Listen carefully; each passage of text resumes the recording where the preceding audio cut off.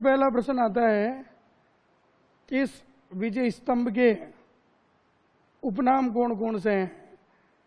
इस विजय स्तंभ को राजस्थान की जीके में किन किन नामों से जाना जाता है, ये अपने को पढ़ना है। देखो, सबसे पहली बात मैं आपको बता दूं कि ये जो विजय स्तंभ है, कॉमन सेंस की बात है कि इसका निर्माण कुंभा ने करवाया था मालवा विजय के उपलक्ष्य में, तो नाम क्या रख दिया, विजय स्तंभ। लेकिन जब विजय स्तंभ का हम अंग्रेजी में रूपांतरण करते हैं, अंग्रेजी में ट्रांसलेशन करते हैं, तो आपको पता है कि विजय को तो क्या कहते हैं, विक्ट्री। अरे क्या कहते हैं विजय को, विक्ट्री।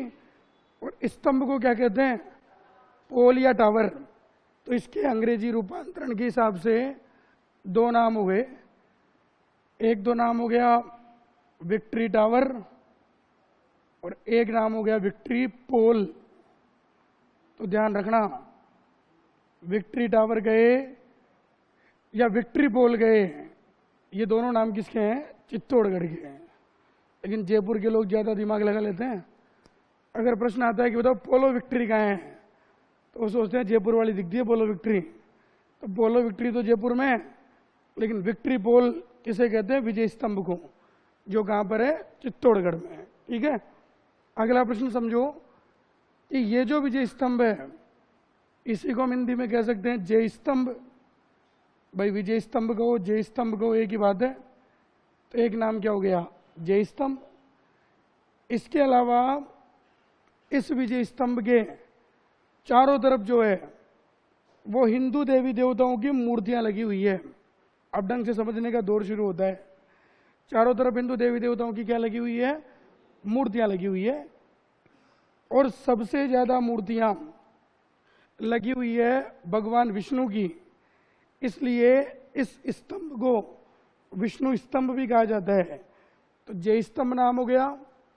इसके अलावा इसे हम क्या कहेंगे, विष्णु स्तंभ कहेंगे। और इसी को हम कहते हैं विष्णु ध्वज। तो विष्णु स्तंभ कहो, विष्णु ध्वज कहो, एक ही बात है। ठीक है, क्या हो गया, लोगो। चलो समझो, कितने लोग देख रहे हैं इसमें अपने को। चलिए भाई ध्यान से समझिए। अब देखो, विजय स्तंभ चित्तौड़गढ़ में उपनाम हम पढ़ रहे हैं विक्ट्री टावर, विक्ट्री पोल, जय स्तंभ, विष्णु स्तंभ, विष्णु ध्वज। ठीक है, ये दो गए बेसिक नाम सामान्य कॉन्सेप्ट के आधार पे। इसी के अच्छा एक बात और कि ये जो विजय स्तंभ है, राजस्थान में और भी विजय स्तंभ बने हुए हैं जिनसे संबंधित प्रश्न बार बार पूछे जाते हैं। जैसे अभी आरएस प्री का पेपर हुआ था इस बार वाला, उसमें प्रश्न पूछा गया कि बयाना में स्थित विष्णु स्तंभ किस काल से संबंधित है। तो उसका राइट आंसर था गुप्त काल, क्योंकि समुद्रगुप्त ने बनवाया था उसे। और यह प्रश्न अभी आरएस प्री के एग्जाम में पूछा गया था।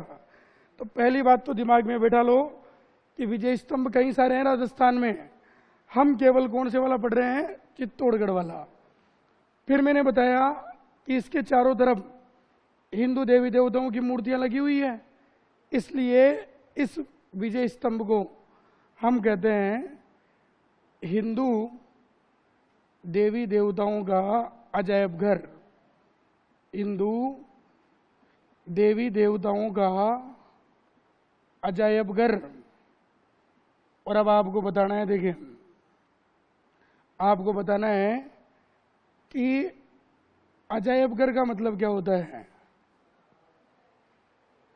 क्या होता है अजायब घर का मतलब, संग्रहालय। परिभाषा क्या होती है अजायब घर की,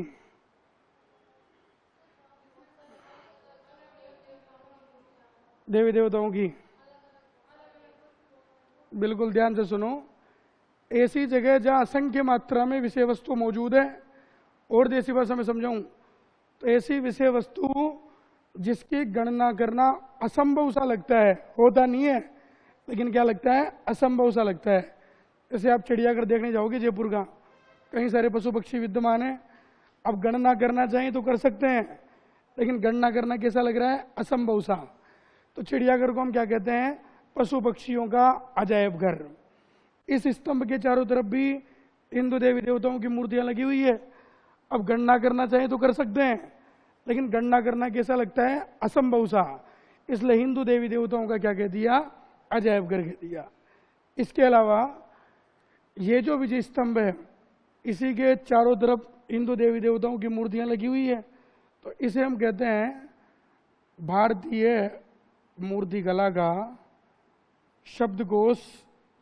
भारतीय मूर्तिकला का शब्दकोश व विश्वकोश। इसको भारतीय मूर्तिकला का शब्दकोश भी कहते हैं और इसी को भारतीय मूर्तिकला का क्या कहते हैं? विश्वकोश। फिर से आपको बताना है कि शब्दकोश में और विश्वकोश में क्या अंतर होता है। शब्दकोश का मतलब क्या होता है? शब्दों का भंडार, जो आपकी डिक्शनरी है वही शब्दकोश है। और विश्वकोश किसे कहते हैं? तो ऐसा शब्दकोश जिसमें शब्दों का अर्थ तो दिया हुआ है, लेकिन साथ में शब्दों की परिभाषा भी दी हुई है, शब्दों की डेफिनेशन भी दी हुई है, और वो जो वृहत शब्दकोश होता है उसे हम क्या कहते हैं? विश्वकोश कहते हैं। तो दिमाग लगाओ, चारों तरफ हिंदू देवी देवताओं की मूर्तियां हैं, तो मूर्तियों का भंडार है, तो मूर्तिकला का क्या हो गया? शब्दकोश। लेकिन कुछ मूर्तियां ऐसी है जिनके नीचे उनकी विशेषताएं लिखी हुई है, जैसे एक दंत गणेश की प्रतिमा, ठीक है, दशावतार विष्णु की प्रतिमा। तो जैसे उनकी विशेषताएं लिखी हुई है, तो विशेषता लिखे होने के कारण उसे मूर्तिकला का क्या कह दिया? विश्वकोश कह दिया। तो भारतीय मूर्तिकला का शब्दकोश भी कहते हैं और भारतीय मूर्तिकला का विश्वकोश भी कहते हैं। बेसिक चीज ये आती है कि ये जो विजय स्तंभ है ये 9 मंजिल का है। कितने मंजिल का है? 9। तो इसे हम कहते हैं 9 मंजिल का महल। क्या कहते हैं इसे? 9 मंजिल का महल। ये 9 मंजिल का बना हुआ है, इसलिए इसे 9 मंजिल का क्या कहा जाता है? महल कहा जाता है। इसके अलावा अगर हम बात करें तो विजय स्तंभ राजस्थान में कई चीजों का प्रतीक चिन्ह माना जाता है। जैसे बात करें तो माध्यमिक शिक्षा बोर्ड अजमेर, जो माध्यमिक शिक्षा बोर्ड अजमेर, उसका जो प्रतीक चिन्ह है वो कौन सा स्तंभ है? विजय स्तंभ।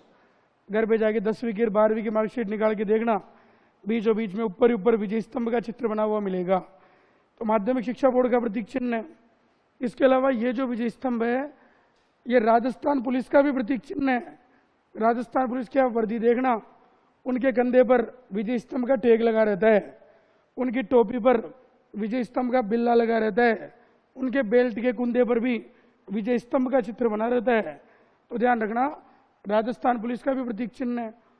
और भी कई चीजों का प्रतीक चिन्ह है, जैसे एक सीमेंट आती है जेके सीमेंट, देखिए कभी जेके सीमेंट का कट्टा, उसमें विजय स्तंभ का चित्र बना रहता है और मजदूर क्या करता है? उस कट्टे पे पैर रख के उसको फाड़ता है। बोला होगा प्रतीक चिन्ह होगा। तो इससे पहले आरपीएससी का प्रतीक चिन्ह भी विजय स्तंभ था। तो अपने परीक्षा के हिसाब से जो मेन बातें हैं वो ये है कि एक तो ये माध्यमिक शिक्षा बोर्ड, माध्यमिक शिक्षा बोर्ड अजमेर का प्रतीक चिन्ह है। माध्यमिक शिक्षा बोर्ड अजमेर का प्रतीक चिन्ह है। और एक जो ये विजय स्तंभ है ये राजस्थान पुलिस का प्रतीक चिन्ह है। राजस्थान पुलिस का प्रतीक चिन्ह। तो माध्यमिक शिक्षा बोर्ड का प्रतीक चिन्ह वर्तमान में और राजस्थान पुलिस का प्रतीक चिन्ह है विजय स्तंभ। अब एक बात मैं समझा दूं कि मैंने यहां कहीं भी कीर्ति स्तंभ नहीं लिखा। इसका मतलब यह है कि विजय स्तंभ अलग है और कीर्ति स्तंभ की कहानी अलग है। गाइडों में लिखा हुआ मिलेगा कि यह विजय स्तंभ महाराणा कुंभा की कीर्ति बताता है, उसकी जो है वो ख्याति बताता है, और कीर्ति बताने के कारण इसे कुंभा का कीर्ति स्तंभ कहते हैं। तो आम बोलचाल में भले ही कह दो, लेकिन लिखित रूप में इसके कोई भी साक्ष्य नहीं मिले हैं, क्योंकि कीर्ति स्तंभ की कहानी अलग है, जिसके सामने अलग से बना हुआ है वो आगे पढ़ाऊंगा मैं आपको। तो ये सारे उपनाम किसके हो गए? विजय स्तंभ के। अलग अलग, हाँ, प्रशस्ति पढ़ाऊंगा ना। भी प्रशस्ति का मतलब स्थानांतरित शिलालेख, वो इस पे लगा हुआ भी पढ़ेंगे। अब ये तो क्या हो गया, विजय स्तंभ के उपनाम हो गए। अब यहीं पर दो चीजें और पढ़ा रहा हूं मैं आपको। पहली चीज कि चलो ये विजय स्तंभ तो चित्तौड़गढ़ में है, साहब हमने पढ़ लिया, लेकिन कोई पूछ ले कि बताओ राजस्थान का प्रथम विजय स्तंभ, कि राजस्थान का पहला जो विजय स्तंभ है वो कहाँ बना हुआ है? तो ये बना हुआ है बयाना भरतपुर में। कहाँ बना हुआ है ये? बयाना भरतपुर में बना हुआ है। और इसका जो निर्माण करवाया था, वो निर्माण करवाया था समुद्रगुप्त ने। अरे किसने निर्माण करवाया था? ये वही समुद्रगुप्त है जिसे भारत का नेपोलियन कहा जाता है। ये वही समुद्रगुप्त है जिसने हर राज्य के प्रति अलग अलग नीतियां अपना के युद्ध जीते हैं। ये वही समुद्रगुप्त है जिसे 100 युद्धों का विजेता माना जाता है। और ये वही समुद्रगुप्त है जिसने अपने शासनकाल में सर्वाधिक अश्वमेध यज्ञों का आयोजन करवाया था। तो समुद्रगुप्त के बारे में बात हम पढ़ते हैं, आपके सिलेबस में है समुद्रगुप्त। जब गुप्तकालीन पढ़ोगे ना आप चीजें, तो समुद्रगुप्त का नाम आएगा। अब हम बात करते हैं आगे की। वो ध्यान दो कि देखो राजस्थान का पहला विजय स्तंभ बयाना में समुद्रगुप्त ने बनवाया। और यही प्रश्न RS प्री के एग्जाम में पूछा गया कि बयाना में स्थित जो विष्णु स्तंभ है, विजय स्तंभ को विष्णु स्तंभ कहते हैं क्योंकि ये भी भगवान विष्णु को समर्पित है। तो बयाना में स्थित विष्णु स्तंभ किस काल की देन है? तो गुप्त काल की देन है। और ये प्रश्न इस बार प्री वाले एग्जाम में पूछा गया। तो पहला विजय स्तंभ बयाना भरतपुर समुद्रगुप्त ने बनवाया।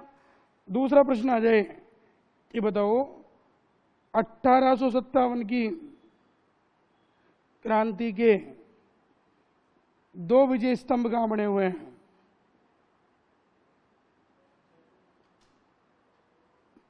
तो 1857 की क्रांति के जो 2 विजय स्तंभ बने हुए हैं, ये बने हुए हैं आहुआ पाली में। अरे कहाँ बने हुए हैं ये? आहुआ पाली में। और इनका निर्माण करवाया था ठाकुर कुशाल सिंह चंपावत ने।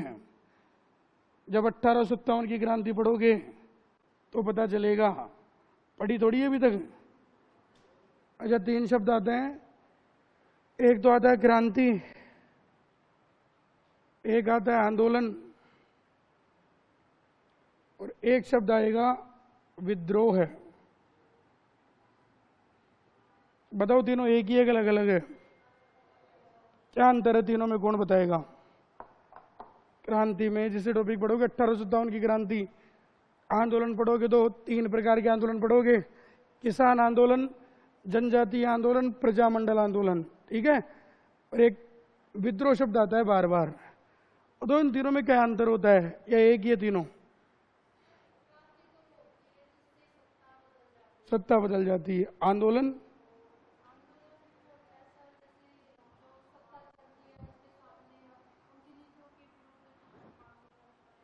और विद्रोह, विद्रोह किसे कहेंगे? अब समझो ध्यान से, देखो इतिहास की भाषा में क्रांति को ही क्या कहा जाता है? विद्रोह कहा जाता है। चाहे 1857 की क्रांति को हो, चाहे 1857 का विद्रोह को हो, एक ही बात है। तो इतिहास की भाषा में क्रांति को ही क्या कहते हैं? विद्रोह कहते हैं। लेकिन क्रांति और आंदोलन में अंतर है, जैसा कि इन्होंने बताया, बिल्कुल सही बताया। थोड़ा सा अंतर है कि इन सब में क्या होगा? विरोध होगा। क्रांति में भी विरोध होगा।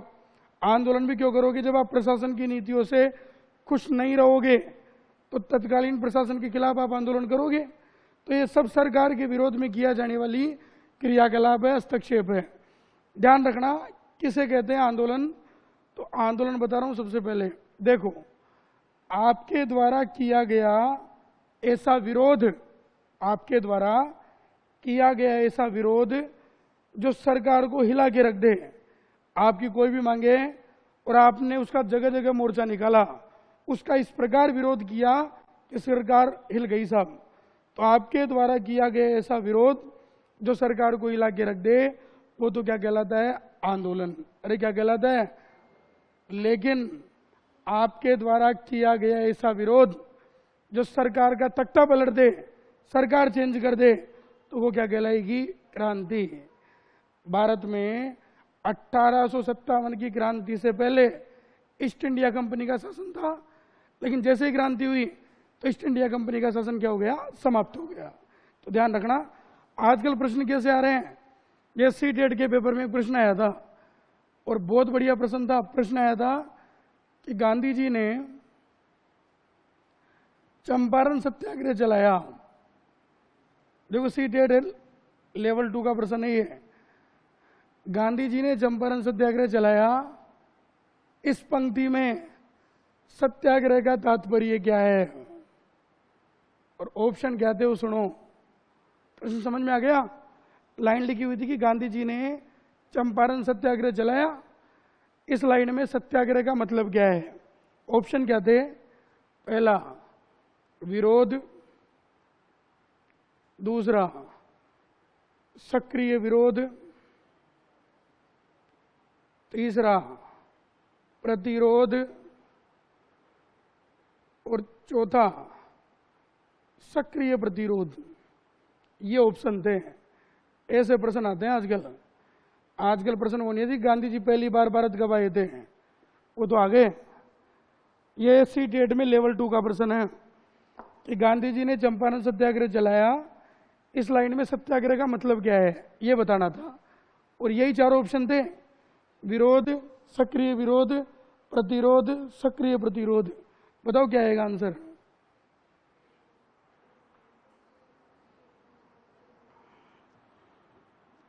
अच्छा पहले तो ये बताओ कि चंपारण सत्याग्रह कब चलाया गया था?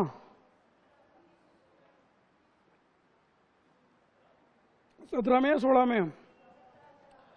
अच्छा, चंपारण जगह कहां पड़ती है? क्यों चलाया था चंपारण सत्याग्रह?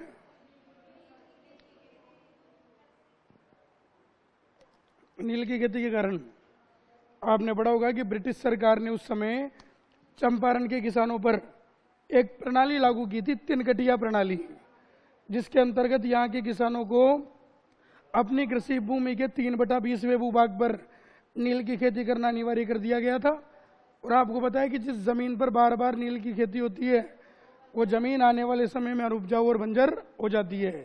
तो चंपारण के किसानों ने उसका विरोध किया और आचार्य राजकुमार शुक्ल ने चंपारण सत्याग्रह शुरू किया। लेकिन आचार्य राजकुमार शुक्ल के कहने पर गांधी जी ने चंपारण सत्याग्रह में भाग लिया और मोर्चा संभाला। यही तो पढ़ते आ रहे हो आप। तो लाइन ये थी। अब देखो ये इतना मैटर याद होने की आवश्यकता नहीं थी, दिमाग का खेल था ये कि गांधी जी ने चंपारण सत्याग्रह चलाया, इस लाइन में सत्याग्रह का मतलब क्या है, अंडरलाइन कर रखा था इसे। रेखांकित पद का आशय बताइए, तात्पर्य बताइए। अब हमें दिमाग लगाना है कि देखो सत्याग्रह का संधि विच्छेद करेंगे तो सत्य प्लस आग्रह, दीर्घ संधि हो रही है कि सत्य के लिए क्या करना है, आग्रह करना है। अब दिमाग लगाओ कि सत्याग्रह का अर्थ पूछ रहा है, तात्पर्य पूछ रहा है, मतलब इसका क्या पूछ रहा है, अर्थ पूछ रहा है। अब दिमाग लगाओ कि सत्याग्रह का मतलब होता है सत्य प्लस आग्रह, और जहां पे आग्रह का भाव होगा वहां विरोध का भाव कभी नहीं होगा, क्योंकि दोनों अपोजिट हो गए एक दूसरे के। भाई आग्रह और विरोध दोनों एक दूसरे के क्या हो गए, विलोम हो गए। तो जहां जहां पे विरोध लगा हुआ है वो तो ऑप्शन वैसे ही कट गए, क्योंकि आग्रह का अर्थ कभी भी विरोध नहीं होगा। ये हमने पढ़ा। अब इतना सही तो पता करना था कि विरोध में और प्रतिरोध में अंतर क्या है। देखो प्रतिरोध किसे कहते हैं कि ऐसा मुद्दा जिससे आपका सीधा सीधा कोई संबंध नहीं है लेकिन फिर भी आप उन लोगों को सपोर्ट कर रहे हो। अब अप्रत्यक्ष रूप से सपोर्ट कर रहे हो तो प्रतिरोध कर रहे हो, और प्रत्यक्ष रूप से सपोर्ट कर रहे हो तो सक्रिय प्रतिरोध कर रहे हो। होगा क्या, जैसे मान लो अभी ये ग्रेड 2 का मामला चल रहा है, आरपीएससी के सदस्य को गिरफ्तार कर लिया गया, बाबूलाल कटारा जी को, पता ना आपको, लाल ही लाल पकड़ने में आ रहे हैं, बत्ती लाल, भजन लाल, बाबूलाल, और ये सब जो है पेपर आउट करने में बार बार नाम आ रहा है इनका। अब हुआ क्या कि जैसे अभी चल रहा है कार्यक्रम, तो आपने देखा होगा कल परसों 2-4 जो एकीकृत महासंघ के अध्यक्ष थे अलग अलग जिलों के, उन्होंने कहा कि साहब कौन गारंटी लेगा कि जो पहले और 2 जीके के पेपर हुए थे वो भी तो आउट हुए होंगे, तो परीक्षा को निरस्त किया जाए, जीके के सारे पेपर रद्द किए जाए। अब मान लो वो अपने अपने जिले में सरकार के खिलाफ आंदोलन करने का काम करने जा रहे हैं, और वो एक दिन घूमते घूमते आपकी क्लास में आ गए। यहाँ पे आप फर्स्ट ग्रेड की तैयारी कर रहे हो, आप ये सोचो कि आपने सेकंड ग्रेड नहीं दिया, आपको केवल फर्स्ट ग्रेड देनी है, उसी की तैयारी करने के लिए यहाँ बैठे हो। अब वो आपकी क्लास में आ गए, आगे आपको कहते हैं कि देखो हम इतनी तारीख को सरकार के खिलाफ मोर्चा निकालने जा रहे हैं, और आपको अपने भाइयों का साथ देना चाहिए ताकि कोई भी ऐसी गतिविधि ना हो जिससे नहीं पढ़ने वाला व्यक्ति चयनित हो जाए और जो मेहनत करता है दिन रात वो फेल हो जाए। तो हम चाहते हैं कि आप हमारा साथ दो और हम सब मिलकर इस परीक्षा को निरस्त करवाएं। वो आपसे कह दिया कि अब आप लोगों ने कहा कि ठीक है, कब आना है धरने पे? तो उन्होंने कहा कल आना है, संडे को। तो आपने कहा कि संडे को तो क्लास लगेगी हमारी, हम नहीं आ सकते। तो उन्होंने कहा कि चलो ठीक है, मत आना, ऐसा करो एप्लीकेशन लिख दो और अपने अपने साइन करके मेरे को दे दो, ताकि मांग पत्र के साथ हम इस एप्लीकेशन को जोड़ देंगे।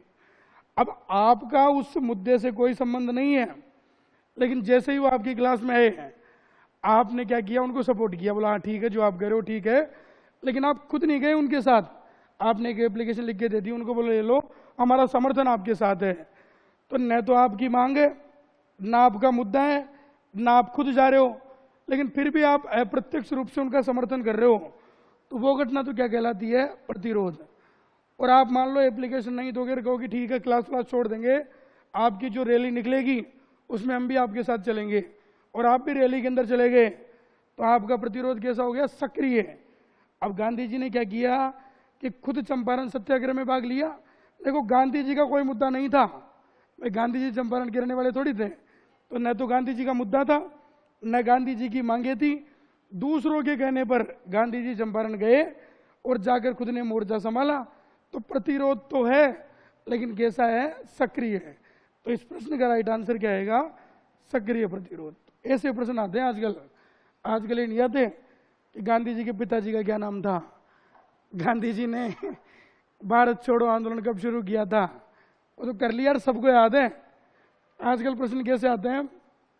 जैसे भी पीटीआई का पेपर लगा था कुछ दिनों पहले, शारीरिक शिक्षा का, उसमें एक प्रश्न आया था, किसी कोचिंग का पेपर था, एस सीरीज लगती है, तो मैंने देखा उसमें प्रश्न था कि गांधी जी ने एक प्रार्थना गाई थी, रघुपति राघव राजा राम गाई थी गांधी जी ने, कौन से आंदोलन के दौरान गाई थी? पता तो क्या गांधी जी पढ़ाए कभी? गांधी जी ने कुल कितने आंदोलन चलाए थे? 3। असहयोग आंदोलन, सविनय अवज्ञा आंदोलन, भारत छोड़ो आंदोलन।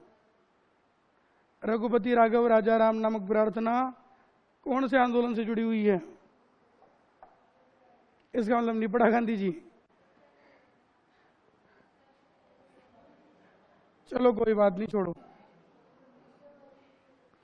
जब गांधी जी ने दांडी यात्रा शुरू की थी, तो दांडी यात्रा के दौरान पहली बार रघुपति राघव राजा राम नामक प्रार्थना प्रस्तुत की थी, क्योंकि काफी लंबी दूरी तय करनी थी उनको, ठीक है। तो अपने अनुयायियों को गाते हुए प्रार्थना आगे बढ़ाया। अब समझो जो पढ़ोगी जब बात आएगी सारी, तो इधर हम प्रश्न पढ़ रहे हैं कि क्रांति के जो 2 विजय स्तंभ बने हुए हैं वो कहाँ बने हुए हैं? आउवा पाली में। और जब एक क्रांति पढ़ोगे आउवा की क्रांति, तो 3 युद्ध पढ़ोगे उसके अंतर्गत, एक तो बिथुड़ा का युद्ध, एक चेलावास का युद्ध और एक आउवा का युद्ध। और आप पढ़ोगे कि बिथुड़ा के युद्ध में और चेलावास के युद्ध में ठाकुर कुशाल सिंह चंपावत की सेना ने तत्कालीन प्रशासनिक सेना को पराजित किया था, और ठाकुर साहब दोनों युद्धों में जीत गए थे। तो बिथुड़ा विजय के उपलक्ष्य में और चेलावास विजय के उपलक्ष्य में ठाकुर कुशाल सिंह चंपावत ने क्रांति के कितने विजय स्तंभ बनवाए थे? 2 विजय स्तंभ। कहाँ बनवाए थे? आउवा पाली में।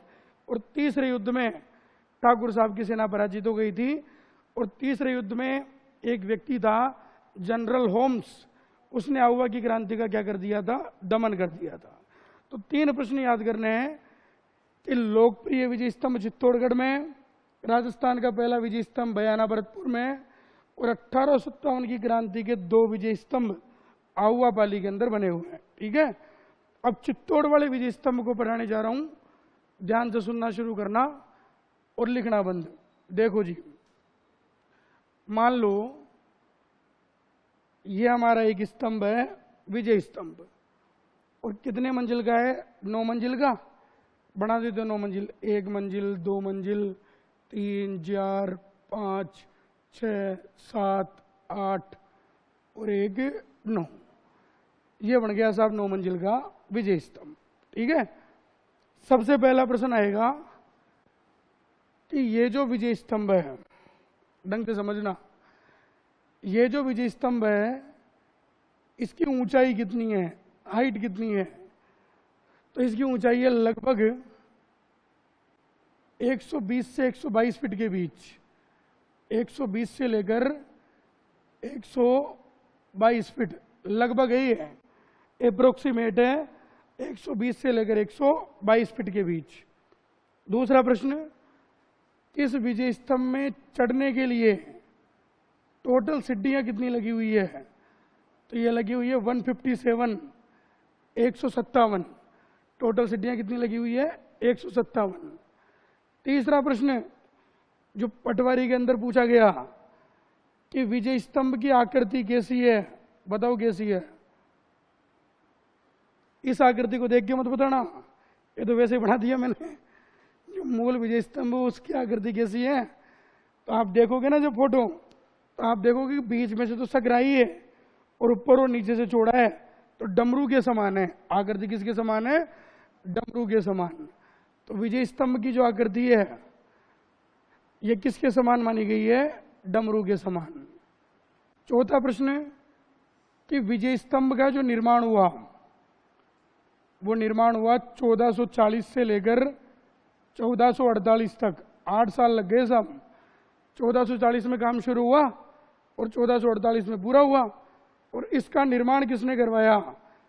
तो मेवाड़ के महाराणा कुंभा ने। कुंभा ने विजय स्तंभ का क्या करवाया? निर्माण। क्यों करवाया निर्माण? तो हम सीधा सीधा पढ़ते हैं कि मालवा विजय के उपलक्ष्य में, मालवा विजय के उपलक्ष्य में। और कुंभा ने जो मालवा विजय की थी ये कब की थी? 1437 में। अरे मालवा विजय कब की थी कुंभा ने? 1437 में। मालवा के महमूद खिलजी को पराजित किया था और उस युद्ध को मालवा का युद्ध भी कहते हैं और सारंगपुर का युद्ध भी कहते हैं। तो ध्यान रखना, मालवा विजय के उपलक्ष्य में कुंभा ने कौन सी स्तंभ का निर्माण करवाया? विजय स्तंभ का। और जब इतिहास पढ़ोगे तो पता चलेगा कि मालवा और मेवाड़ के बीच में शत्रुता क्यों थी, महमूद खिलजी और कुंभा के बीच में युद्ध क्यों हुआ, वो इतिहास में पता चलेगा। अब समझो आगे, ये जो विजय स्तंभ है इसके वास्तुकार कौन कौन है? तो लगभग कुंभा के जितने भी वास्तुकार है सबका नाम आ जाता है इसके अंदर। जैसे अगर हम बात करें तो मंडन, जेता, तीसरा कौन है? कूपा नहीं है, जेता कूपा तो मालदेव के सेनापति हैं। तो मंडन, जेता, पूंजा, नाथा, नापा और पोमा, पूमा नहीं। तो इन सभी का नाम जुड़ा हुआ है, लेकिन इसमें जो मुख्य वास्तुकार है ना वो मंडन को नहीं माना जाता। मंडन सबसे प्रमुख वास्तुकार हुआ है, लेकिन मंडन को छोड़ के बाकी जितने भी वास्तुकार है इनका अहम योगदान रहा है विजय स्तंभ में। ये ध्यान रखना, मंडन का योगदान रहा है कुंभलगढ़ के दुर्ग को बनवाने में। तो ये सभी वास्तुकार कौन से स्तंभ से जुड़े हुए हैं? विजय स्तंभ से। अगला प्रश्न है कि विजय स्तंभ पर अब चारों तरफ हिंदू देवी देवताओं की मूर्तियां तो लगी हुई है, लेकिन फिर भी इस विजय स्तंभ पर 9 बार अल्लाह लिखा हुआ है। अरे 9 बार क्या लिखा हुआ है? अल्लाह लिखा हुआ है। और अब आपको बताना है कि ये 9 बार जो अल्लाह लिखा हुआ है ये कौन सी मंजिल पे लिखा हुआ है? अच्छा, ऑप्शन देता हूं, तीसरी, 5वीं, 7वीं, 8वीं। कितने लोग मानते तीसरी पे? हाथ खड़े करो।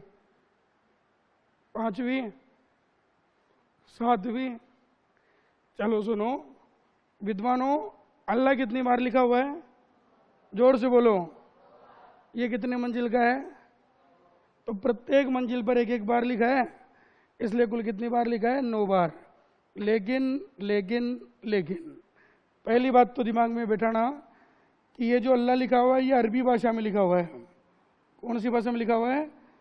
अरबी भाषा में। और अल्लाह के नाम से जो लोकप्रिय मंजिल मानी जाती है वो तीसरी मानी जाती है। अगर प्रश्न आ जाए ना कि अल्लाह वाली मंजिल कौन सी है, तो कौन सी करके आना है? तीसरी। लेकिन 9 बार अल्लाह तीसरी मंजिल पे नहीं लिखा हुआ है, प्रत्येक मंजिल पर एक एक बार लिखा है। इसलिए टोटल कितनी बार लिखा हुआ है? 9 बार, क्योंकि 9 मंजिल का है, 9 बार लिखा है। और क्यों लिखवाया अल्लाह? तो आपने पढ़ा होगा कि जब उदय सिंह के टाइम 1568 में अकबर ने चित्तौड़ के किले पर अधिकार किया, तो 1568 से लेकर 1615 तक, जब तक मुगल मेवाड़ संधि नहीं हुई, इस चित्तौड़ के किले पर मुगलों का अधिकार रहा। और तब मुगलों ने सोचा कि ये जो स्तंभ है जो महाराणा कुंभा ने बनवाया था, क्यों ना हम इसको क्षतिग्रस्त करवा दे, तोड़वा दे। लेकिन ऐसा कहा जाता है कि महाराणा कुंभा ने जब इसका निर्माण करवाया तो शुरुआत में इस पर अल्लाह लिखवा दिया था, क्योंकि कुंभा दूरगामी सोच का व्यक्ति था। कुंभा को पता था कि आज नहीं तो कल कभी भी अगर मुस्लिम इस किले पर अधिकार करेंगे तो वही काम करेंगे कि मंदिरों को तोड़वा के मस्जिदें बनवाएंगे, जो भी हमारी विशेष इमारतें उनको तोड़वा देंगे। लेकिन इस पर अगर मैं अल्लाह लिखवा देता हूं तो कोई भी मुस्लिम शासक चित्तौड़ पर अधिकार करे वो कभी भी इसको क्षतिग्रस्त नहीं करवाएगा। तो अगर प्रश्न आ जाए ना कि अल्लाह किसने लिखवाया, तो महाराणा कुंभा ने ही लिखवाया था। तो ध्यान रखना, मुगल बादशाह जहांगीर के काल में इसको तोड़वाने की कोशिश की गई थी, लेकिन जब देखा कि अल्लाह लिखा हुआ है तो किसी ने इसको छूने का प्रयास भी नहीं किया। तो कितनी बार अल्लाह लिखा हुआ है? 9 बार। और अल्लाह के नाम से जो लोकप्रिय मंजिल है वो कौन सी मानी गई है? तीसरी। फिर बात करते हैं आगे की। तो देखिए, ये जो विजय स्तंभ है, इस विजय स्तंभ की तुलना एक विद्वान हुए फर्ग्यूसन, और फर्ग्यूसन नामक विद्वान ने इस विजय स्तंभ की जो तुलना की है वो की है रोम के टार्जन टावर से। रोम के टार्जन टावर से। तो विजय स्तंभ की जो तुलना की जाती है टार्जन टावर से, वो कौन सा इतिहासकार करता है? फर्ग्यूसन, क्योंकि वो भी ऊंचाई पर स्थित है, ये भी ऊंचाई पर स्थित है, तो टावर को टावर की संख्या दे दी। तो रोम के टार्जन टावर की संख्या विजय स्तंभ को दी गई है, और कौन से इतिहासकार ने दी है? फर्ग्यूसन ने। इसी विजय स्तंभ को कर्नल टोड ने, और जब कर्नल टोड ने इस विजय स्तंभ को देखा, अब की बार अबुल फजल का नाम नहीं है, वरना ज्यादातर अबुल फजल का ही नाम आ रहा है हर चीज में। तो कर्नल टोड ने जब विजय स्तंभ को देखा तो कहा कि यह तो कुतुब मीनार से भी बेहतरीन है, यह तो कुतुब मीनार से भी क्या है? बेहतरीन है। तो कर्नल टोड ने कुतुब मीनार से भी बेहतरीन कौन से स्तंभ को बताया? विजय स्तंभ को। अच्छा बताओ, कुतुब मीनार कहाँ बनी हुई है? दिल्ली में। किसने बनवाई थी? अच्छा, कुतुबुद्दीन ऐबक ने तो नींव रखी थी, इल्तुतमिश ने बनवाई थी। किसकी याद में बनी हुई है?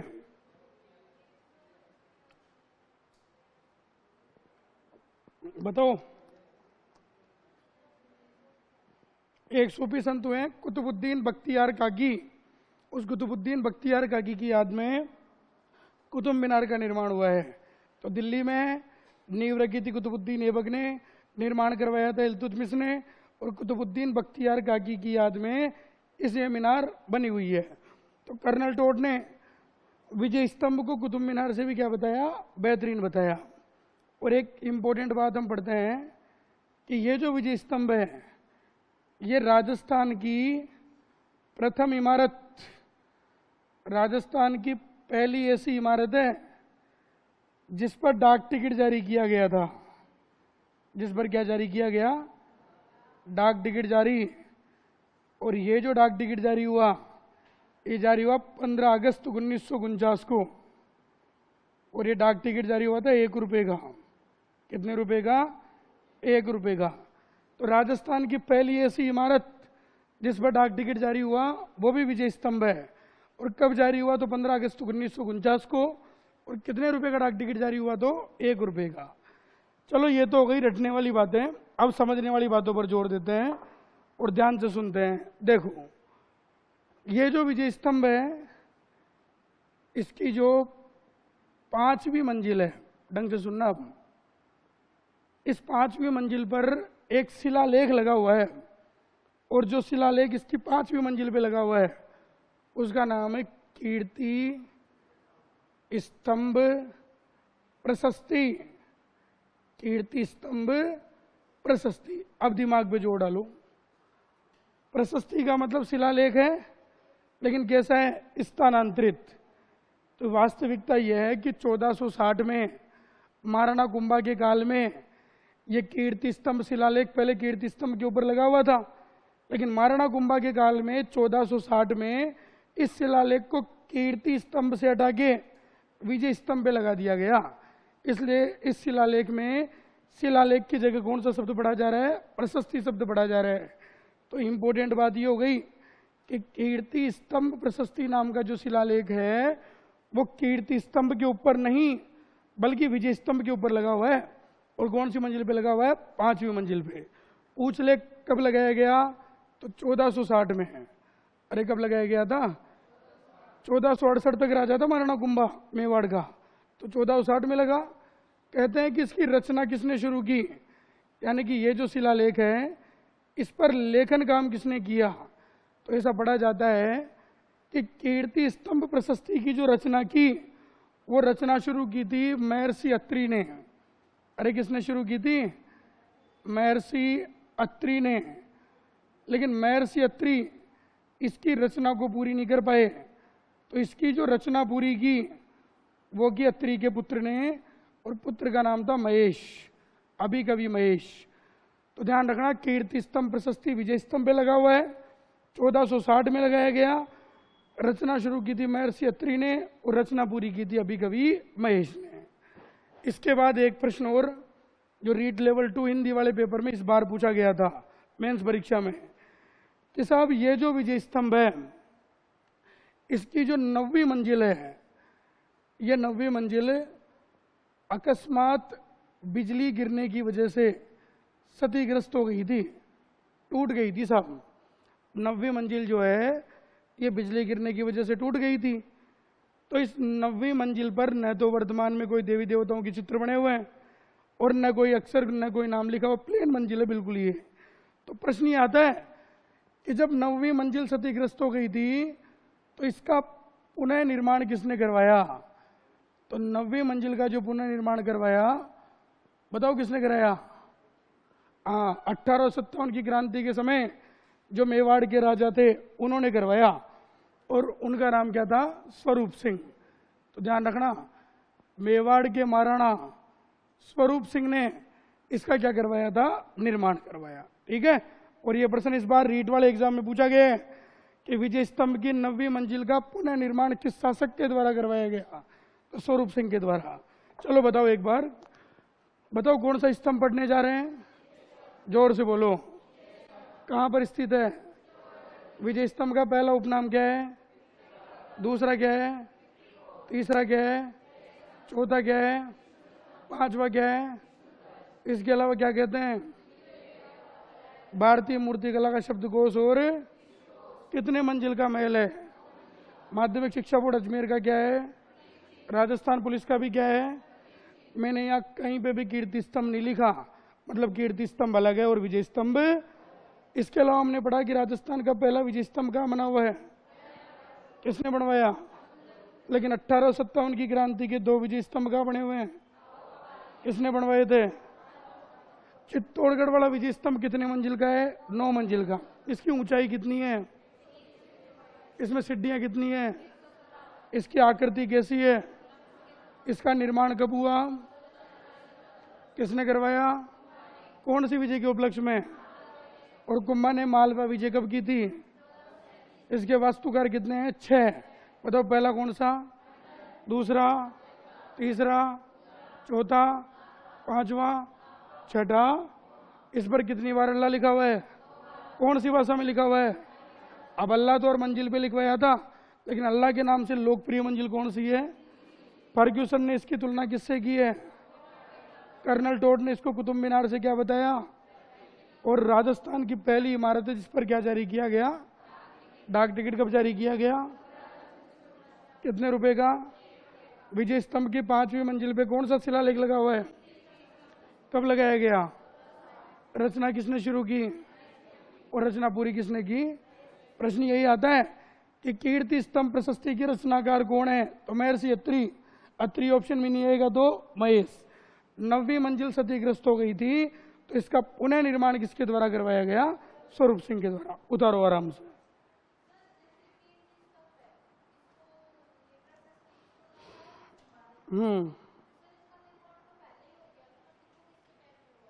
वो पढ़ाएंगे ना, भी कीर्ति स्तंभ पढ़ाऊंगा जब। 12वीं शताब्दी में बन गया था कीर्ति स्तंभ, तो जैन व्यापारी जीजाशाह ने बनवाया था। अभी पढ़ा नहीं, कीर्ति स्तंभ पढ़ेंगे।